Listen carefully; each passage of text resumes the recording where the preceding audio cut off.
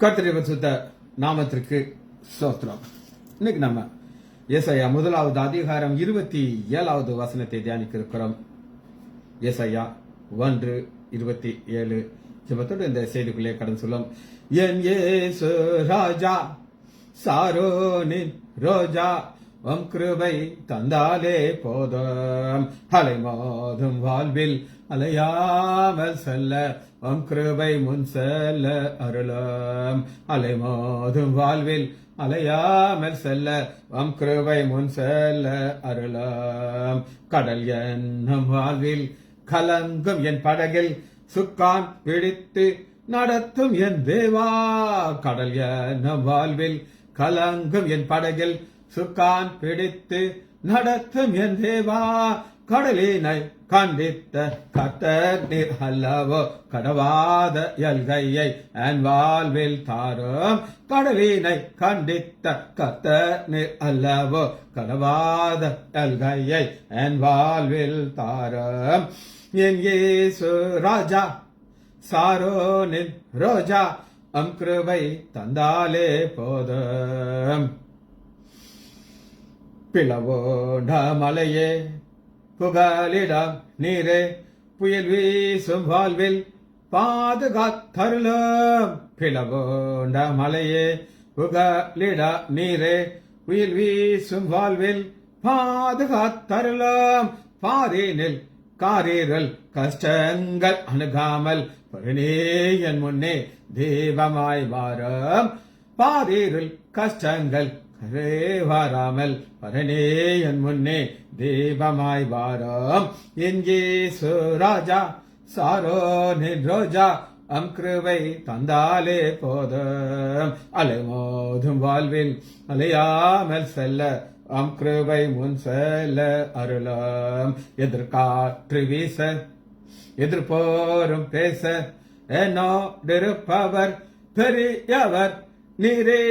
எதிர்காற்று வீச எதிர்போரும் பேச என்னோடிருப்பவர் பெரியவர் நீரே.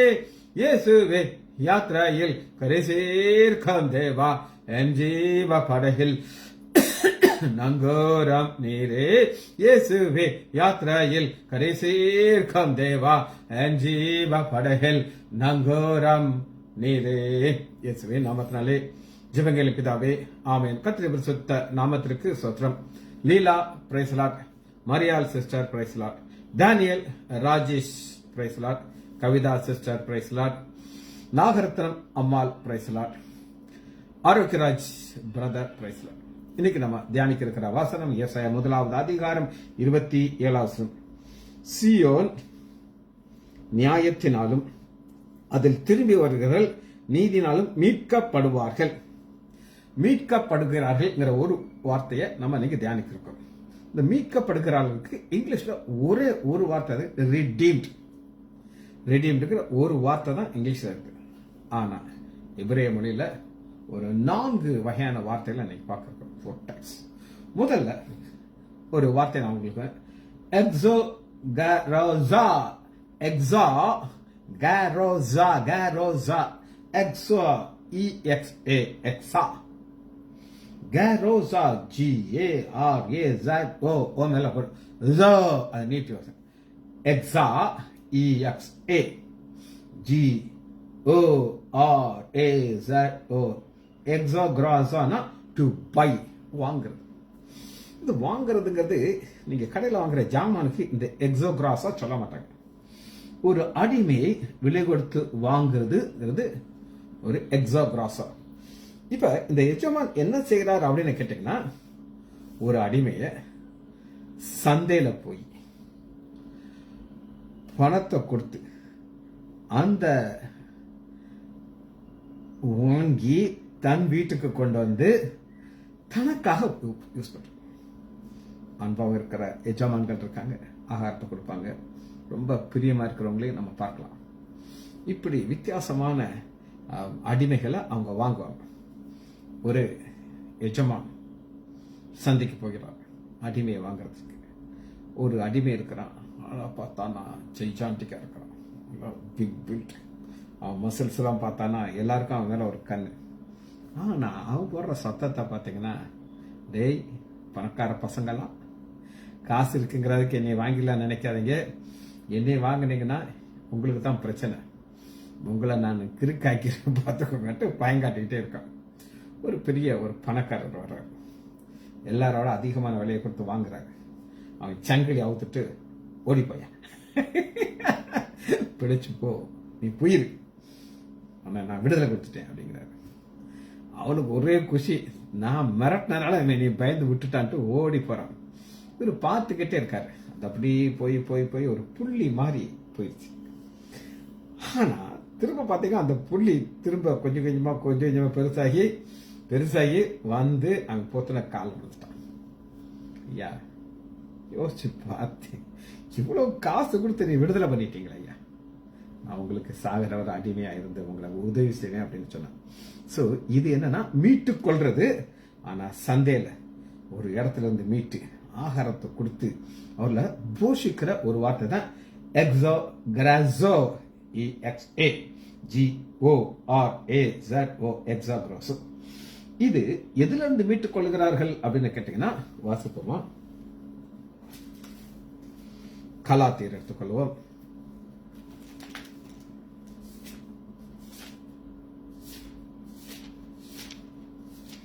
கலாத்தியர் 3வது அதிகாரம் 13வது வசனம். சாபத்திலிருந்து மீட்டுக் கொள்வது. மரத்திலே தூக்கப்பட்ட எவனும் சபிக்கப்பட்ட எழுதியிருக்கிற வரி, கிறிஸ்து நமக்காக சாபமாகி நியாயப்பிரமாணத்தின் சாபத்துக்கு நம்மை நீங்களாக்கி மீட்டுக் கொண்டார். இந்த நியாயப்பிரமாணங்கிற ஒரு சாபம் இருந்தது. அந்த சாபம் நம்மையில இருந்துச்சு. அதுக்கு அவர் தன்னை ஒரு சாபமாக மாற்றி மீட்டுக்கொண்டார். அதுக்கு தான் எக்ஸோ குரோசோங்கிற ஒரு வார்த்தை நாம் சொல்லி. இரண்டாவது ஒரு இதே 4வது அதிகாரம் 4வது வசனம் சிமிலர் அதே வார்த்தை. கலாத்தியர் 4 நாம் புத்திர சுகுவாரத்தை நியாயப்பிரமாணத்துக்கு கீழ்ப்படிப்பட்டவர்களை மீட்டுக் கொள்ளத்தக்கது. புத்திர சுகாரம் அடைந்து நியாயப்பிரமாணத்துக்கு மீட்டுக்கொண்டது. சரி, எக்ஸோ குரோசாங்கிற ஒரு வார்த்தை நான் சொல்லி கொடுத்தேன். ரெண்டாவது ஒரு வார்த்தையை பார்க்க போறோம். சாபத்திற்கு கர்ஸ் அப்படிங்கிற ஒரு வார்த்தை இருக்கு. கர்ஸ். சரி, சாபத்திற்கு கிரேக்க வார்த்தை என்ன கொடுத்திருக்காங்க? எபிரேய வார்த்தைனா லுட்ரோன், LUTRON, லுட்ரோன். லுட்ரோன். இந்த லுட்ரோனை நம்ம அடுத்த வசனத்துக்கு பிரயோஜனம் வரும். ரெண்டாவது வார்த்தை பாத்தீங்கன்னா லுட்ரோ அப்படின்னு ஒரு வார்த்தை இருக்குது. LUTROO, லுட்ரோ. இந்த லுட்ரோங்கிறது என்ன அப்படின்னா, to release on receipt of ransom. ஒரு பெரிய ஒரு பொருளை கொடுத்து மீட்டுக் கொள்றது. ஆண்டவர் தன் ஜீவனை கொடுத்தார். இது நீங்க புரிகிறதுக்கு இந்த தீவிரவாதிகளை நீங்க பாத்தீங்கன்னா அவங்களுடைய ஒரு பெரிய தலைவனை இவங்க பிடிச்சிருப்பாங்க. தலைவனை பிடிச்சு வச்சிருப்பாங்க. அவனுக்கு கொலை, அவன் மேல ஒரு தண்டனை வச்சு ரெடியா வச்சிருப்பாங்க. இந்த தீவிரவாதிகள் என்ன செய்வாங்கன்னா, இந்த தேசத்துல இருந்து ஒரு 100-150 குடிமக்களை பிடிச்சி அவங்க வச்சுக்கிறாங்க. வச்சுக்கிட்டு எங்க தலைவரை நீங்க கொடுக்கலன்னா இந்த 150 பேரை நாங்க கொன்றுவோம் அப்படின்னா, அப்ப கவர்மெண்ட் ரொம்ப போட்டு மண்டையை உடைக்கும். ஒரு தீவிரவாதியாச்சு, இவனை நாங்க எவ்வளவு கஷ்டப்பட்டு நாங்க பிடிச்சோம், இப்ப இவனை விட வேண்டியிருக்கே அப்படின்னு சொல்லி அந்த ஒரு 150 பேருடைய லைஃபும் எங்க தலைவருடைய லைஃப். இதுக்கு தான் லுட்ரோ, LUTROO, லுட்ரோ, to release and receipt of ransom. இந்த வார்த்தைக்கு பைபிள் இருந்து எங்க பார்க்கலாம் அப்படின்னு கேட்டீங்கன்னா, லூக்கா 24வது அதிகாரம் லுட்ரா 24-21.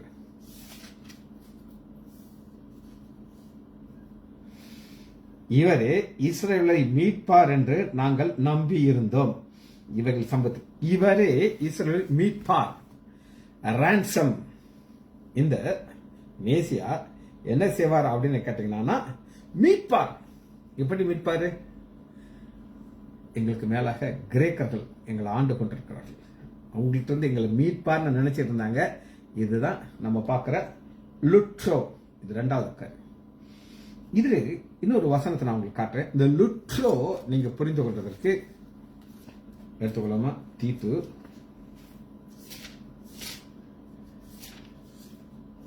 2வது அதிகாரம் 14வது வசனம், 2:14. இது ஆவிக்குரிய காரியங்க. நான் உங்களுக்கு இவ்வளவு மாமிச பிரகாரமான காரியம் உங்களுக்கு ஆரம்பிச்சு, ஆவிக்குரிய காரியம்னா அவர் நம்மை சகல அக்கிரமத்திலிருந்து மீட்டு கொண்டு தமக்குரிய சொந்த ஜனமாக மீட்டு கொண்டு சொந்த ஜனமா மாற்றார். எப்படி ஒரு அடிமைய மீட்கிறாங்க, ஒரு பெரிய ஒரு பிணக்கிய கைதிய மீட்கிறாங்க, அதுபோல நம்மளாம் பாவத்தில் இருக்கிறோம். நம்மளை மீட்கிறதுக்கு அவர் தன்னை எப்படி மாற்றினா லுட்ரோவாக மாற்றுகிறார். இன்னொரு உலக பிரகாரமான காரியத்தினாலையும் மீட்பாங்கிறத ஒரு வசனத்தை, உலக பிரகாரமான காரியம் உங்களுக்கு ஒரு ஆள் அனுப்புறாங்க. அதுபோல 1 பேதுரு 1வது அதிகாரம் 18. 1 பேதுரு 1வது அதிகாரம், உங்கள் முன்னோர்களால் பாரம்பரியமாய் நீங்கள் அனுசரித்து வந்த வீணான நடக்கின்ற அழிவுள்ள வஸ்துக்களாகிய பொன் வெள்ளி பொன்னால் மீட்கப்படாமல் இயேசு கிறிஸ்து ரத்தத்தால் நம்ம மீட்கப்பட்டிருக்கிறோம் என்று அறிந்திருக்கிறோம். இது என்னன்னா நான் கொஞ்சம் விளக்கினா தான் இது உங்களுக்கு புரியும். பழைய ஏற்பாட்டில் என்ன நடந்தது அப்படின்னு கேட்டீங்கன்னா, வெள்ளிங்கிறது என்ன அப்படின்னா மீட்கிற ஒரு பொருள். ஒரு ஆண் மகன் இருக்கான். அந்த ஆண் மகன் ஆக்சுவலா முதல் பிறந்தனே எங்க போகணும் அப்படின்னா தேவனுக்கு சொந்தமாக போகணும், சட்டம். எல்லாரையும் அனுப்ப முடியாது. நல்லா அவங்க என்ன செய்வாங்கன்னா வெள்ளிய கொடுப்பாங்க எங்க தேவாலயத்துக்கு. கொடுத்துட்டு, ஐயா இந்த வெள்ளியை நீங்க வச்சுக்கோங்க, எங்க பையன் உங்களுக்கு ஆலயத்தில் வேலை செய்ய மாட்டான், எங்க வீட்டிலே இருப்பான்னு. அதுக்கு ஆண்டவர் எஸ் சொல்லுகிறார். வெள்ளி பொன் இதனால மீட்டு கொள்ளாமல் அப்படிங்கிற ஒரு காரியத்தை நம்ம பார்க்கணும். சரி, இப்ப லுட்ரோ உங்களுக்கு நான் முடிச்சாச்சு. 3வதாக நம்ம ஒன்று பார்க்க போகிறோம். அது லுட்ரோசிஸ். லுட்ரோசிஸ் LUTROSIS LUT லுட்ரோ. அதே லுட்ரோ தான். ஆனா இந்த லுட்ரோசிஸ் RSIS இதுக்கு என்ன இங்கிலீஷ் வார்த்தைனா ரிடம்ஷன், டெலிவரன்ஸ். டெலிவரன்ஸ் விடுதலை. இது என்ன டெலிவரன்ஸ் அப்படின்னு நீங்க கேட்டீங்கன்னா, நம்ம ஒரு பழைய பாவ வாழ்க்கை, நான் என்ன சொல்றேன், என்னால் அநேக பாவம் இல்லாமல் என்னால் வாழ முடியாது. அப்படி ஒரு வாழ்க்கைய வாழ்ந்த என்னைய நம்முடைய ஆண்டவராகிய இயேசு கிறிஸ்து என்ன செய்தார் அப்படின்னா லுட்ரோசிஸ் செய்தார். அதனால் லுட்ரோசிஸ் வாசிப்போமா. எபிரேயர் 9வது அதிகாரம் 12வது வசனம். 9:12. வெள்ளாட்டு கடா இளங்காலை இவனுடைய ரத்தத்தினாலே அல்ல, தம்முடைய சொந்த ரத்தத்தினாலே ஒரே தரம் மகா பரிசுத்த ஸ்தலக்குள் பிரவேசித்து நித்திய மீட்பை உண்டு பண்ணினார். நித்திய மீட்பை உண்டு பண்றதுக்கு அவர் என்ன செய்தார்னா தன்னுடைய சரீரத்தை ஒப்பு கொடுக்கிறார். அதைத்தான் நம்ம பார்க்கிறோம். லுட்ரோசிஸ் ரிடப்ஷன், இது இயேசு கிறிஸ்துவின் ரத்தம். இத பழைய ஏற்பாட்டிலிருந்து ஒரு சம்பவத்தின் மூலமாக உங்களுக்கு நான் விளக்குறேன். என்னாகமம் எடுத்துக்கொள்வோம். 18வது அதிகாரம். என்னாகமம் 18வது அதிகாரம் 15வது வசனம். மனிதரில் மிருகத்திலும் அவர்கள் கர்த்தருக்கு செலுத்தும் சமஸ்த பிராணிகளும் கற்பத்தரித்து யாவரும் உமக்கு உரியது. ஆனாலும் மனிதர்களுடைய முதற் பேரான அகத்தை மீட்கணும், தீட்டான மிருக ஜனை மீட்க வேண்டும். அதற்கு என்ன செய்யணும் அப்படின்னு கேட்டீங்கன்னா, உன் மதிப்பு இசைய பரிசுத்த ஸ்தலத்துக்கு சேர்க்கும்படியே 5 சேக்கல் பணத்தினாலே நீ கொடுக்க வேண்டும். மாட்டின் தலையிற்று மீட்கிறதுக்கு என்ன செய்யணும் அப்படின்னு கேட்டீங்கன்னா, அதை மீட்கிறதுக்கு ஆண்டவர் என்ன செய்யறா ஒரு சப்ஸ்டியூட் கொடுக்கிறார். இதுதான் மீட்கிறது. இது செலுத்தணும், முடியல நான் இதை செலுத்துகிறேன். அதான் நம்ம லுட்ரோசிஸ் பார்க்கிறோம். சரி, கடைசியாக ஒரு வார்த்தையை நம்ம பார்த்துட்டு இதை தியானிக்க இருக்கிறோம். அது அப்போ லுட்ரோசிஸ். அப்போ APO. அப்போங்கிறது என்ன அப்படின்னு கேட்டீங்கன்னா, releasing for a ransom. Releasing for a ransom. இது பிசிக்கல் டார்ச்சர். எபிரேயர் 11வது அதிகாரம் 32 11:32 2. இவர்கள் கஷ்டத்தையும் வேதனையும் பட்டுக்கிட்டு இருக்காங்க ஆண்டவருக்காக. Physical torch 11:32. அக்னியிலே கிடக்குறாங்க, கல்லூரி விடுறாங்க, மலைகளை ஒளிஞ்சிக்கிட்டு இருக்காங்க இயேசு கிறிஸ்துவுக்காக. Torture, physical torture. இது புரியுதற்கு ஒரு வார்த்தை நான் உங்களுக்கு சொல்றேன். அது பேர் பிளட் மணி. பிளட் மணினா எத்தனை பேருக்கு தெரியும் சொல்லுங்க பார்ப்போம். Blood money. துபாயில் ஒரு ஷேக்குடைய மகனை, ஒரு ஹேண்டிகேப் பையன், ஹேண்டிகேப்னு அவங்களுக்கு தெரியும், நடக்க முடியாது, அவனுக்கு ஹெல்ப் தேவை. அந்த அவங்களுடைய ஒரு மலையாளி டிரைவர், கேரளாவிலேருந்து வந்து அந்த டிரைவர் வேலை பார்க்குறார். அவர் தான் அந்த பையனை தூக்கிட்டு போய் ஸ்கூலில் விடுவார். ஸ்கூலில் விட்டுட்டு திரும்ப கொண்டு வந்து வீட்டில் கொண்டு விடுவார். இது அவர் ரெகுலராக பண்ணிட்டு இருந்தார். ஒரு நாள் அந்த பையன் மறுத்து கிடக்கிறான். எல்லாரும் சொல்கிறாங்க, இந்த டிரைவர் தான் மூச்சை அமுக்கி கொண்டுட்டான் அப்படின்னு சொல்லி இவனுக்கு கொலை தண்டனை விதிச்சிட்டாங்க டிரைவருக்கு. ஆனால் இவர் வந்து ரொம்ப நல்ல மனிதன். எத்தனையோ வருஷமாக அந்த பையனை பார்த்துருக்காரு. அவன் கொஞ்சம் கொஞ்சமாக அவனுடைய சரீரம் பலவீனமாகி மறிச்சிட்டான். ஆனால் இதுக்கு என்ன ஒன்றுனா பிளட் மணி அப்படின்னு ஒன்று இருக்கு. அந்த பிளட் மணி என்ன அப்படின்னு கேட்டிங்கன்னா, ஒரு 100 கோடி டாலர். 100 கோடி, $1 $2 கிடையாது. அப்போ அந்த ஷேக்குடைய குடும்பத்தார் என்ன சொல்றாங்கன்னா, பிளட் மணியாக நீ எங்களுக்கு 100 கோடி கொடுத்துட்டேன்னா உனக்கு இந்த தண்டனை இல்லாமல் நாங்கள் உங்களை விடுதலை பண்ணிடுவோம். கேரளால இருந்து பெரிய பெரிய பணக்காரர்கள், அதாவது ஒரு பெரிய கோடீஸ்வரன், இந்த லூலு மால் அப்படின்னு ஒன்று இருக்குது, யூசுப் அலி அவர் பேர், பெரிய பணக்காரர். அவர் பெரிய அமௌண்ட்டை கொடுத்துட்டு பணத்தை கை நீட்டார். என்னால் இவ்வளோ கொடுத்துட்டு நீங்களும் பணம் கொடுங்கட்டு. மலை பணம் வந்துக்கிட்டே இருக்கு. ஏன்னா எல்லாருக்கும் அப்படி ஒரு இறக்கம். இத்தனை வருஷமா டிரைவராக வேலை பார்த்து அந்த குடும்பத்துக்கு நல்லது செய்து அவன் இன்னைக்கு நோயாளி. அவன் செத்து போனா இந்த மேலே பணத்தை கட்டுறதுட்டு. ஆனால் அந்த பணத்தை கொடுத்து அவரை ரிலீஸ் பண்ணிட்டாங்க. ஆனால் அதே நேரத்தில் ஒரு நர்ஸ், ஒரு ஷேக் ஒரு ஆளை ஒரு 300 பீஸை கட் பண்ணலாம். ஆனால் அவளுக்கு தூக்கு தண்டனை கொடுத்தாங்க. தீர்ப்பு நிறைவேறிச்சு எனக்கு தெரியாது. அதுக்கு பிளட் மணி அவங்க வாங்க மாட்டேன்ட்டான். எங்களுக்கு தேவையில்லை. இப்போ இதுதான் பார்த்தீங்கன்னா அப்போலிட்ரோசிஸ் அப்படின்னா ரிலீஸ் ஃபார் ரேன்சம். அது பிசிக்கல் டார்ச்சர். பிசிக்கல் டார்ச்சர் ஆகிய மரண தண்டனையிலிருந்து வெளியே வர்றதுக்கு ஒரு பிளட் மணி கொடுக்குறாங்க. அதான் நம்ம பார்க்கணும். ஒரு மீட்கப்பட வேண்டும் அப்படின்னு சொல்லி என்னாகும் 18வது அதிகாரத்தில் 14வது வசனத்தில். சரி, இப்போ நம்ம எபிரேய வார்த்தையை தியானிச்சாச்சு. இப்போ நம்ம அடுத்து வசனத்துக்குள்ள போகிறோம்.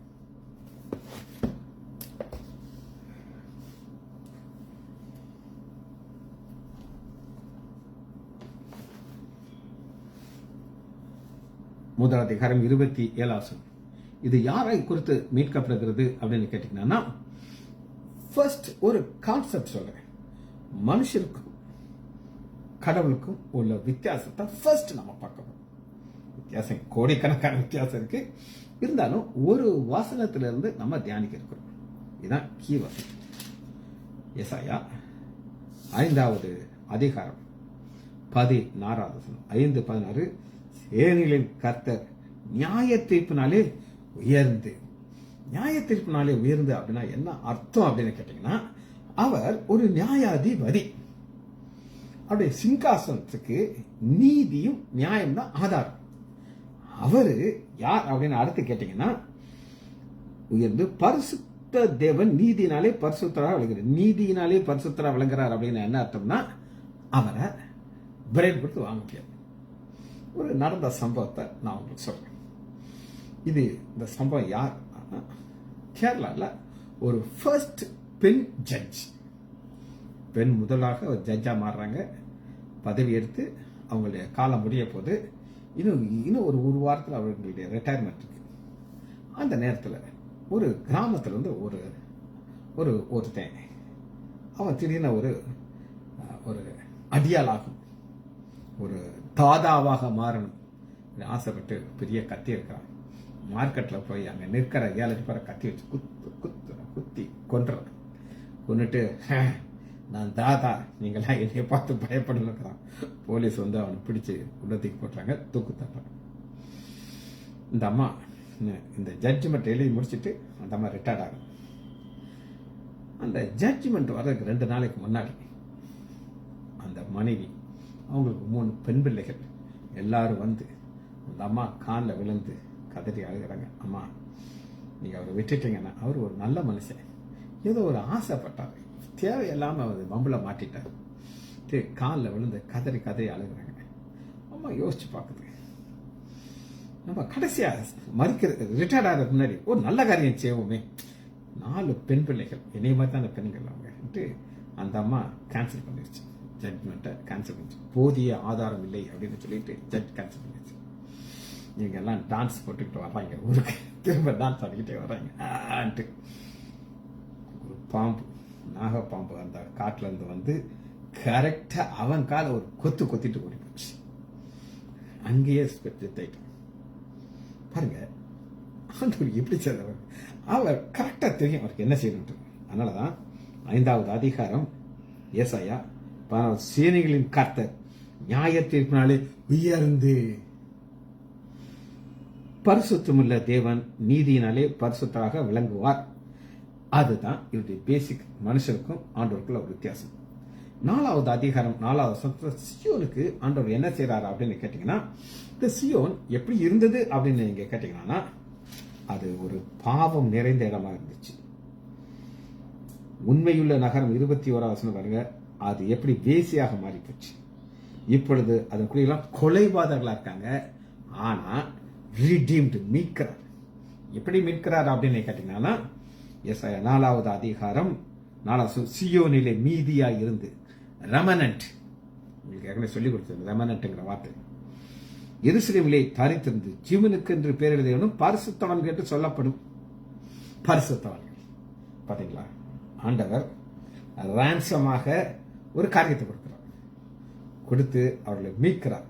மீட்கும் போது அவங்க என்ன பாருங்க, அவங்களுடைய களிம்பெல்லாம் போயிருச்சு, அவங்களை பரிசுத்தராக மாற்றுகிறார். பரிசுத்த தேவன், அவர் நீதி உள்ள தேவன். சரி, ஏசாயா 51வது அதிகாரம் 16வது வசனம். ஏசாயா 51:16, நான் வானத்தை நிலைப்படுத்தி பூமியை ஆஸ்திரப்படுத்தி சியோனை நோக்கி நீ என் ஜனம் என்று சொல்லுவதாக. என் ஜனம், ஆண்டவருக்கு ரொம்ப பிடிச்ச ஜனம் யார? இஸ்ரேல் மக்கள். என் குமாரன் அப்படிங்கிற பார்வன் சொல்றாரு, என் குமாரனை விற்று எனக்கு ஆராதனை செய்ய நீ விடலையா, நான் ஓம் பிள்ளைய சங்கரிச்சு தலைப்பிள்ள சங்கரிச்சு அப்படிங்கிறாரு. அந்த அளவுக்கு ஆண்டவர் வந்து ரொம்ப பர்டிகுலராக இருப்பார். சரி பாப்போமா. என் ஜனம் என்று சொல்வதற்காக நான் என் வார்த்தையை உன் வாயிலே அருளி என் கரத்தின் நிலையினால் உன்னை மறைக்கிறேன். பாதுகாப்பு கொடுக்கிறாங்க. ஏன் பாதுகாப்பு கொடுக்கிறான்னா, இவங்க தொடர்ந்து பரிசுத்த ஜனமாக இருக்கணும் அப்படிங்கிறதுக்காண்டி. ஆதியாகமும் சரி, இதில் நம்ம பார்க்கறது யாருன்னா, ஆபிரகாம் குறித்து நம்ம பார்க்கறோம். 51வது அதிகாரம் 1 வசனம், நீதியை பின்பற்றி. நீதிங்கிறது 2 வகையான நீதியா வருங்க. பழைய ஏற்பாட்டில் ஆபிரகாம் தேவனை விசுவாசித்தான், அதை அவர் நீதியாக நீக்கிட்டார் பழைய ஏற்பாட்டில். ஆனால் புதிய ஏற்பாட்டுக்குள்ள வருகிற நீதி, நம்முடைய ஆண்டவராகிய இயேசு கிறிஸ்து பிதாவுக்கு முன்பாக நிற்கிறதுக்கு 2 கொரிந்தியர் 5வது அதிகாரம் 21வது வசனத்துல அவர் நமக்காக ஒரு பாவமாக மாறி சிலுவையில தொங்குறார். சிலுவையில ஒரு பாவமாக தொங்குறது நாம மீட்கிறதுக்காக. சரி, இந்த கான்செப்டை நீங்க புரிஞ்சுக்கிட்டா தான் 51வது அதிகாரம் 3வது வசனம் உங்களுக்கு. ஏசாயா 51:3, கர்த்தர் சீயோனுக்கு ஆறுதல் செய்வார். ஏன் சீயோனுக்கு ஆறுதல் செய்யணும் பாருங்க. 1வது அதிகாரம், சீயோனை நியாயத்தினாலும் அதில் திரும்பியவர்களை நீதினாலும் மீட்கணும். திரும்பியவர்களை மீட்கிறதுக்கு அவர் என்ன செய்ய வேண்டியது இருக்கு அப்படின்னு கேட்டீங்கன்னா, சீயோனுக்கு ஆறுதல் செய்வார். இது என்ன ஆறுதல்? இன்னைக்காவது நீங்க கஷ்டப்பட்டு எல்லாரும் அவங்கள குற்றவாளி இருப்பாங்க, மோசமானவன் அப்படிங்கிறாங்க. ஆனா ஒருத்தர் மட்டும் சொல்லுங்க, கவலைப்படாதீங்க, நல்லாயிரும், ஒன்றும் பிரச்சனை இல்லை, ஆண்டவர் எல்லாத்தையும் மாற்றுவார்னு சொல்லி உங்களுக்கு ஒருத்தர் பேசினார்னா அதான் ஆறுதல். ஆறுதல் செய்வார். அவர் அதன் பாலான ஸ்தலங்களை எல்லாம் தேர்தல் அடைய செய்து அதன் வனாந்தரத்தை ஏதேன் போல பார்த்தீங்களா கன்வெர்ட் பண்ணிக்கிறார். இந்த கன்வெர்ட் பண்றதை தான் நம்ம பார்க்கிறோம். ரான்சம் அது என்ன உங்களுக்கு நான் திரும்ப ஒரு தடவை சொல்றேன். ஒரு தலைவன் இருக்கான், நான் தலையை எடுக்க போறேன். அவன் மறிக்க கூடாதுங்கிறதுக்காண்டி அவனுடைய குரூப்ல இருக்கிறவங்க எல்லாம் சேர்ந்து கொஞ்சம் பேரை பிடிச்சிட்டு வந்து அவங்க எவ்வளவு ரிஸ்க் எடுத்துதான் செய்றாங்க, கொண்டாடுறாங்க. இப்ப இவன் மறிக்க வேண்டியவன் உயிரோட வந்துறான். அதாங்க பாக்குறோம். அவன் அவாந்திர வெளியிலே கர்த்தருடைய தோட்டத்தை போல ஆக்குவார். சந்தோஷமும் மகிழ்ச்சியும் துதியும் கீத சத்தமும் அது உண்டாகும். இப்ப எப்ப மீட்கப்பட்டவங்க அந்த வீட்டுக்கு போறாங்களோ இது நடக்கும். அது சரியா தப்பான என்கிட்ட கேட்காதீங்க. ஆனா மீட்கப்படுறதுக்கு இதுதான் பேசிக் கான்செப்ட். இதை மாற்ற முடியாது. சரி, எரேமியால ஒரு காரியத்தை நம்ம பார்க்க போறோம். எரேமியா 9வது அதிகாரம் 24வது வசனம். 9:20 மேன்மை பாராட்டுகிறவன் பூமியிலே கிருபையும் நியாயத்தையும் நீதியும் செய்கிற கர்த்தர் நான் என்று என்னை அறிந்து உணர்ந்துகளை குறித்து மேன்மை பாராட்டு. இந்த மேன்மை பாராட்டுகிறது என்ன அப்படின்னு கேட்டீங்கன்னா, ஏன் ஆண்டவர் ஒருத்தர் இருக்காரப்பா, அவருக்கு தெரியுமா? அவர் தான் இயேசு கிறிஸ்து. அவருக்கு யாருன்னு சொல்லி நான் சொல்றேன். அந்த எனக்கு மேன்மை அது ஆண்டவர் ஒரே சந்தோஷமா என்னைய பத்தி எவ்வளவு அழகா சாட்சி சொல்றான் பாருங்க. சொல்லி அவருக்கு என்னெல்லாம் இருக்கு அப்படின்னா, பூமியிலே கிருபை நியாயம் நீதியை செய்யற கர்த்தர் நான் இயேசு அப்படின்னு சொல்றது, நீங்க சொல்றதுல அவருக்கு அது சந்தோஷம் பாருங்க.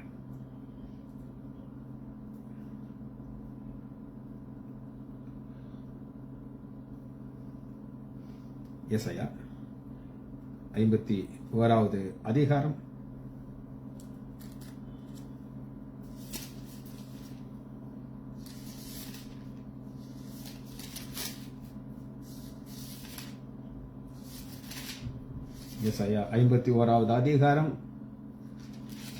6வது வசனம்.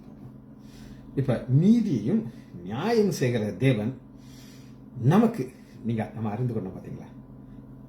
ஆண்டவர் உங்களுக்கு தெரியுமாங்கிறவங்க அவர் நமக்கு என்ன செய்ய போகிறார் அப்படின்னு கேட்டீங்கன்னா, ஒரு புதிய வானமும் புதிய பூமியும் கொடுக்க போகிறார். அவர் ஒரு கிரியேட்டர். அது எப்படி கொடுப்பாரு அப்படின்னு கேட்டீங்கன்னா,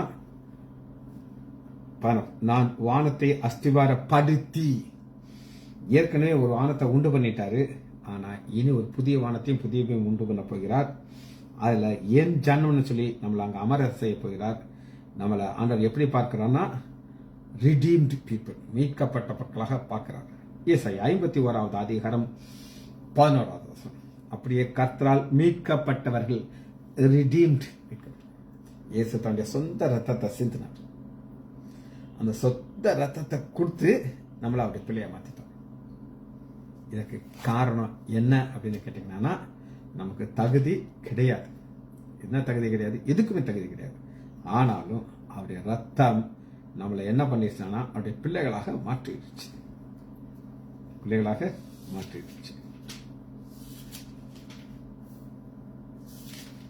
சரி, இதை பார்த்து நம்ம முடிக்க போகிறோம். மீட்கப்பட்ட ஜனங்கள் ஆனந்த களிப்புடன் பாடி சியோனுக்கு திரும்ப வருவார்கள். நித்திய மகிழ்ச்சி அவர்கள் தலைமையில் இருக்கும். சந்தோஷம் மகிழ்ச்சியும் அடைவார்கள். சஞ்சலமும் தவிப்பும் ஓடி போகும். ஏன் அது ஓடி போகும் அப்படின்னு கேட்டீங்கன்னா, இதான் இந்த 27வது வசனம். சியோன் நியாயத்தினாலும் அதில் திரும்பியவர்கள் நீதினாலும் மீட்கப்படுவார்கள். வரும்போது எப்படி வரும்? சந்தோஷத்தோடு வரும். ஜெபிச்சு முடிப்போமா? மகா இரக்கமும் கரைவேம்பல பிதாவே துதிக்கிறோம் ஐயா. ரான்சம்ங்கிற ஒரு வார்த்தைக்கு நாங்கள் சில வார்த்தைக்கு அர்த்தத்தை கற்றுக்கணும் ஐயா. அதுக்காக நன்றி. பிள்ளைகள் ஒவ்வொருவரையும் என் ஆண்டவராகிய இயேசு கிறிஸ்துவின் நாமத்தினாலே ஆசீர்வதிக்கிறேன். இயேசுவின் நாமத்தினாலே ஜெபங்கள் பிதாவே. ஆமேன், ஆமேன், ஆமேன்.